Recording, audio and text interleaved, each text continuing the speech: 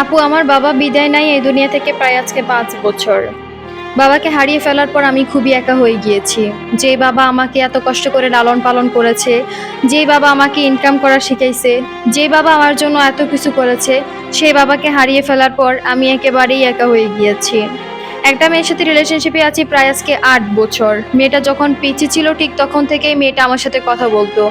কথা বলতে বলতেই মেয়েটা আমার প্রেমে পড়ে যায়। বাবা মারা গেছে 5 বছর, বাট মেয়েটা আমাকে এখনো পর্যন্ত ছেড়ে যায় নাই। মেয়েটা আমাকে অসম্ভব রকমের ভালোবাসে। মেয়েটা আমার দুঃখ কষ্ট সবকিছুর সাথেই ছিল।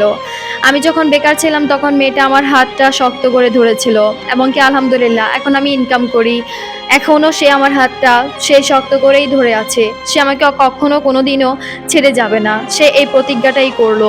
আপু, দেখতে দেখতে আমার মনে হলো যেন আমার বাবাকে হারিয়ে ফেলার পর আমার মা একেবারেই সংসারে একা হয়ে গিয়েছে। যেহেতু আমার একটা বোন ছিল, তাকে বিয়ে দিয়ে ফেলছে, সেহেতু আমার মা একেবারেই একা হয়ে গিয়েছে। এখন আমার বিয়েটা করা অতি জরুরি। এগুলো চিন্তাভাবনা করার পর আমি মেয়েটাকে বললাম, দেখো, যথেষ্ট পরিমাণে তোমারও বয়স হয়েছে, আমারও বয়স হয়েছে, আমিও ইনকাম করছি, চলো আমরা গিয়ে বিয়ে করে ফেলি। তারপর বলতেছে, ঠিক আছে, আমরা ফ্যামিলিগতভাবে বিয়ে করি তাহলে অনেক ভালো হবে। তারপর আর কি, দেরি না করেই আমরা বিয়েটা করে ফেললাম। ফ্যামিলিগতভাবে বিয়েটা করে ফেলার পর আমার সংসারে যখন আমি আমার প্রিয় মানুষটাকে নিয়ে আসছি, তখন আমার মা এবং আমার ওয়াইফ সুখে শান্তিতে সংসারই করছে। বাট হঠাৎ করে দেখতেছি যে আমার মা এবং আমার ওয়াইফ দুজনেই মিলে না, দুজনেই সারাক্ষণ ঝগড়া করতে থাকে। সবসময় আমার মা আমাকে বিচার দিতে থাকে এবং আমার ওয়াইফ আমাকে বিচার দিতে থাকে। আমার মা বলে ওর দোষ, আর ও বলে আমার মায়ের দোষ। এখন আমি আমার মাকেও সামলাতে পারছি না, আমার বউকেও সামলাতে পারছি না। একবার আমি কান্না করতে করতে ঘর থেকে বেরিয়ে আমি বলি, ঘরের মধ্যে দুইটা মানুষ আছে, দুইটা মানুষই সামলায়, নিজেদেরকে থাকতে পারে না, দুজনেই স্যাক্রিফাইস করে না। দুজনেই যদি একটু স্যাক্রিফাইস কম্প্রোমাইজ করে তাহলে সংসার জীবনটা কত সুন্দর ভালোভাবে যায়। না পারি বউকে বোঝাতে, না পারি মাকে বোঝাতে। মা সবসময় আমার বউয়ের দোষ ধরে, আর আমার বউ সবসময় বলতে থাকে শাশুড়ি মামার দোষ ধরবেটা কেন। আমি কাউকেই বুঝাতে পারি না। হঠাৎ করে আমার ওয়াইফ আমাকে বলে, আমি আমার বাবার বাড়িতে চলে যাব, তুমি আমাকে আমার বাবার বাড়িতে দিয়ে আসো, কারণ তোমার মায়ের জ্বালা যন্ত্রণা আমি কোনো রকমভাবেই সহ্য করতে পারছি না। তোমার মা আমার সাথে সবসময় এগুলো করে, আমি তোমাকেও বুঝাতে পারি না, আমি তোমার মাকেও বুঝাতে পারি না, আমি ব্যর্থ, এই সংসারটা আমি করতে পারবো না। তখন আমি তাকে বলি, তুমি না আমাকে মন থেকে ভালোবাসো, তাহলে তুমি কেন আমাকে ছেড়ে যাচ্ছ? প্লিজ তুমি যেও না, আমি তোমাকে একটাই রিকোয়েস্ট করবো, তুমি আমাকে ছেড়ে যেও না। এগুলো বলার পর সে আমাকে বলে, ঠিক আছে আমি যাব না, তুমি তোমার মাকে একটু সামলাই বলো, তোমার মা যাতে আমার সাথে এরকমটা না করে। তারপর আমি আমার মাকে অনেক বোঝালাম। বোঝানোর পর আমার মা আমাকে বলতেছে, তুই যেহেতু তোর বউয়ের এতটাই পাগল হয়েছিস, তাহলে আমি এই ঘর থেকে বেরিয়ে যাব বলার পর আমি বলতেছি, মা তুমি বের হইও না, তুমি আমার সাথে এমনটা করো না মা, তুমি একটু বুঝার চেষ্টা করো, তুমি ছাড়া আমার এই দুনিয়াতে আর কেউ নাই। আমার বউ আর তুমি, তোমরা ছাড়া আমাদের এই দুনিয়াতে আর কেউ নাই। আমার বাবাটা তো চলেই গেল, যে মানুষটা আমার জীবনের সবচেয়ে ইম্পর্টেন্ট পার্সন ছিল, তাকে আমি হারিয়ে ফেলে নিঃস্ব হয়ে গেছি। তোমরা প্লিজ আমার সাথে এমনটা করো না। এর পরবর্তীতে আমার ওয়াইফ একটু থামছে, একটু সবকিছু ঠিকঠাকভাবে চালাই যাচ্ছে, কিন্তু আমার মা কোনো রকম ভাবেই সহ্য করতে পারছেন আমার বউকে এবং আমাকে। জানি না আমার মা কেন এত রাগী ছিলেন, জানি না আমার মা এরকমটা কেন ছিলেন, তবে মাকে বলবো, মা তুমি ওই পারে ভালো থেকো।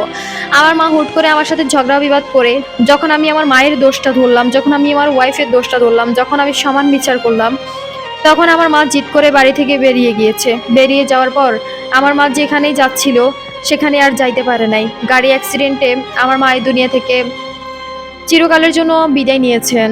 এটা জানার পর আমি অঝরে কাঁদতেছিলাম, আমার মাকে আমি হারিয়ে ফেললাম। এটা সত্যি কথা যে আমার মা অনেক রাগী একজন মানুষ ছিলেন। আমার মা আমাকেও বুঝতো না, আমার ওয়াইফকেও বুঝতো না, কেন জানি না সবসময় শুধু দোষ আর দোষ ধরতো। বাবাকে হারিয়ে ফেলার পর আমার মা কেন জানি না এমনটাই হয়ে গিয়েছিল। বাট আমি মা এবং বাবা দুজনকেই হারিয়ে ফেলছি, কিছুই তো আমার লাইফে আর রইলো না।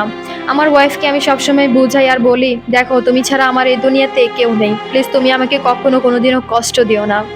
এবং আলহামদুলিল্লাহ আমার একটা মেয়ে হয়েছে। আমার ওয়াইফ আমাকে কখনো কোনোদিন ছেড়েও যায় নাই, আমাকে কষ্টও দেয় নাই। এই হলো আমার জীবনের ছোট্ট একটা স্টোরি। তবে হ্যাঁ, এটাই সত্যি কথা যে আমার জীবনের স্টোরিটা পূর্ণতার স্টোরি, কারণ আমার প্রিয় মানুষটা আমার সাথে কোনো রকমভাবেই ধোঁকাবাজি করে নাই।